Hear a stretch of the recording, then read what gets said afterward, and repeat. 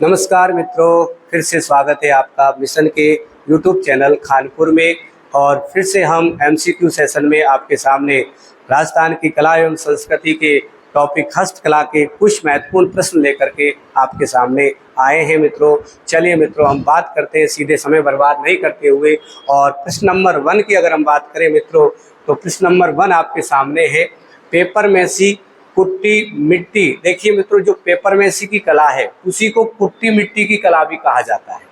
तो यहाँ पर दे रखा है कि महाराजा सवाई राम सिंह द्वितीय के समय जयपुर आई, यानी कि इसे जो लाने का श्रेय है मित्रों वो जाता है सवाई राम सिंह द्वितीय को। इस कला के वर्तमान में राजस्थान में कौन कलाकार प्रसिद्ध है? तो आपसे ये पूछा है कि ये जो कला है इसके प्रसिद्ध कलाकार कौन कौन है वर्तमान में, जबकि इसे लाया गया है सवाई राम सिंह के शासनकाल में मित्रों। तो यहाँ देखिए ऑप्शन है आपके सामने, देवकी नंदन शर्मा, भवानी शंकर शर्मा, मंजू शर्मा, वीरेंद्र शर्मा, और डी ऑप्शन है मित्रों उपरोक्त सभी। तो देखिए मित्रों, यहाँ अगर हम बात करते हैं आंसर की, तो ये तीनों ही ऑप्शन राइट है। तो इसका मतलब इसका जो आंसर होगा मित्रों वो होगा उपरोक्त सभी। ये सभी कलाकारों का संबंध मित्रों कुट्टी मिट्टी यानी पेपर मैसी की कला से है। चलिए मित्रों, आगे का प्रश्न आपके सामने, और वो प्रश्न है मित्रों प्रश्न नंबर 2। बहुत इंपॉर्टेंट प्रश्न आपके लिए हो सकता है मित्रों। और प्रश्न है, देखिए, जीर्ण पोष क्या है? आपको ये बताना है कि मित्रों जीर्ण पोष क्या है। देखिए मित्रों, अगर बात करें इसमें ए ऑप्शन की, तो यहाँ दे रखा है ऊंट की सजावट की वस्तु। बी ऑप्शन है मित्रों घोड़ा की सजावट की वस्तु। सी ऑप्शन है मित्रों घोड़े की पीठ पर डाला जाने वाला विशेष वस्त्र। डी ऑप्शन है ऊंट की नाक में पहनाई जाने वाली लकड़ी की कीली। तो देखिए मित्रों, ये जो आंसर होगा इसका, ये होगा आंसर घोड़े की पीठ पर डाला जाने वाला विशेष वस्त्र, उसे कहा जाता है मित्रों जीर्ण पोष। यहाँ देखिए, देखो ऊंट की नाक में पहनाई जाने वाली लकड़ी, देखो अगर इसकी बात करें ना अपन, तो इसका आंसर है गिरवाण। क्या आंसर है मित्रों? गिरवाण। ऊंट की नाक में जो कीली पहनाई जाती है उसे कहते हैं मित्रों गिरवाण। ठीक है, ये भी आपको ध्यान रखना है। चलिए आगे चलते हैं। अगला प्रश्न है, देखिए मित्रों, कूंची, गिरवाण, गोरबंद क्या है? यह भी बहुत महत्वपूर्ण प्रश्न और आरएस के एग्जाम में पूछा भी गया है मित्रों। कूंची, गिरवाण, गोरबंद क्या है? ऑप्शन है आपके सामने, ऊंट की सजावट की वस्तु, घोड़ा की सजावट की वस्तु, घोड़े की पीठ पर डाला जाने वाला विशेष वस्त्र, गाय की सजावट की वस्तु। तो आप, मेरे को नहीं लगता कि कोई बालक से प्रश्न नहीं आता हो, क्योंकि यहाँ देखो गोरबंद जो कि ऊंट की गर्दन में डालने का एक कार का आभूषण टाइप का जिसको महिलाएं बनाती है, तो इसका आंसर होगा मित्रों ऊंट की सजावट की वस्तु। चलिए आगे चलते हैं। अगला प्रश्न है, देखिए, ऊंट के श्रृंगार के लिए कमरबंद अथवा तंग मोहरा आदि सामान तैयार करने के लिए डूंगर सिंह भाटी व ईश्वर सिंह विख्यात है। इनका संबंध किस क्षेत्र से है? आपसे पूछा गया है कि ऊंट की सजावट के सामान मोहरा, तंग मोहरा और कमरबंद, इनको बनाने वाले व्यक्ति है डूंगर सिंह भाटी और एक व्यक्ति है ईश्वर सिंह। तो इनका संबंध निम्नलिखित में से किस डिस्ट्रिक्ट से है, ये आपसे प्रश्न पूछा है। तो देखिए, ज्यादातर मित्रों जहाँ पर भाटी जो शब्द आता है, तो आपको याद रखना है कि भाटी राजवंश का जो शासन रहा ज्यादातर जैसलमेर में रहा है। तो इसका आंसर होगा मित्रों जैसलमेर। चलिए आगे चलते हैं। अगला प्रश्न बहुत बढ़िया और इम्पोर्टेंट प्रश्न हो सकता है। राजस्थान में पोमचा कहते हैं महिलाओं की ओढ़नी विशेष को, महिलाओं की ऊनी शॉल को, पुरुषों के साफे को, और डी ऑप्शन है आदिवासी महिलाओं के वस्त्र विशेष को।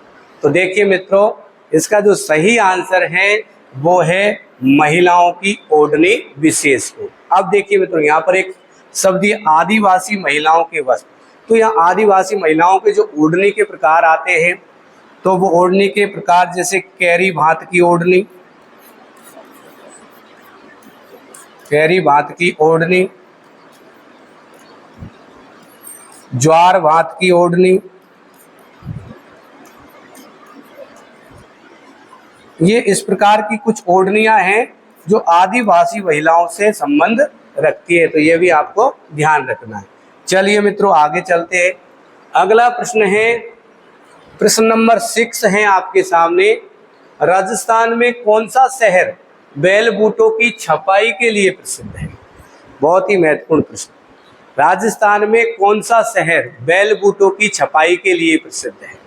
ऑप्शन है आपके सामने, A Jaipur, B option Sanganer, C option Bagru, D option Barmer. तो यहाँ पर देखो एक चीज तो आपको देखने को मिल रही है कि 3 है, बी ऑप्शन सी ऑप्शन ये दोनों भी जयपुर में ही आते हैं, परंतु यहाँ देखो आपको देखना है मित्रों, सबसे सटीक आंसर होगा सांगानेर। स्पेशली सांगानेर बैल बूटों की छपाई के लिए प्रसिद्ध है। चलिए मित्रों आगे चलते हैं। प्रश्न नंबर 7, नागौर का बूगाम, ये याद रखना है, नागौर का बूगाम किस लिए प्रसिद्ध है, प्रसिद्ध हुआ करता था? तो यहाँ देखो ए ऑप्शन है पेचवर्क के लिए, बी ऑप्शन दे रखा है मिट्टी के खिलौनों के लिए, सी ऑप्शन है जूट पट्टी के लिए, डी ऑप्शन है मित्रों लोहे के औजारों के लिए।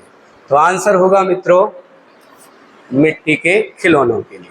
चलिए आगे चलते हैं। प्रश्न नंबर 8 क्या कहता है? राजस्थान में लेटा, मांगरोल एवं सालावास जाने जाते हैं। ये स्थान है, कुछ क्षेत्रों के नाम है, लेटा, मांगरोल और सालावास। मांगरोल तो ये किसके लिए प्रसिद्ध है? तो यहाँ ऑप्शन है कपड़ों की मधु की बुनाई के लिए, ठीक।